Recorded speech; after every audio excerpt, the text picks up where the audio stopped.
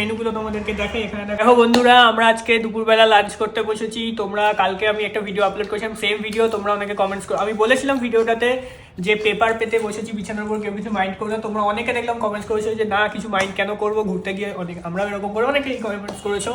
আমার দেখে খুব ভালো লেগেছে যে সবাই এত পজিটিভ রিয়াকশন দিয়েছো। আজকে মেনুগুলো তোমাদেরকে দেখে এখানে দেখা আছে ভাত, কিন্তু তুলনামূলক ভাতের যে রাইসের চালটা একটু মোটা, আমার তো দেখে তাই মনে হচ্ছে। আচ্ছা, ভাত রয়েছে, তার সাথে এটা কিসের তরকারি?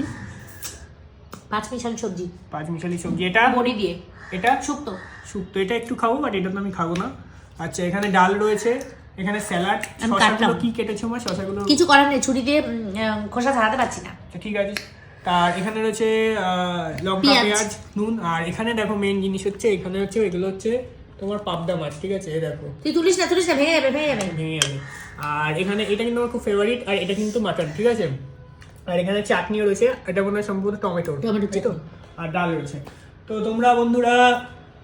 তোমরা বন্ধুরা কমেন্টস করে জানিও দুপুরের খাবারটা কেমন লাগলো তোমাদের। ঠিক আছে। আর তোমরা এর মধ্যে কোন আইটেমটা খেতে ভালোবাসো এই এতগুলো আইটেমের মধ্যে, সেটাও কমেন্টসে জানিও। ঠিক আছে, তো চলো, টাটা।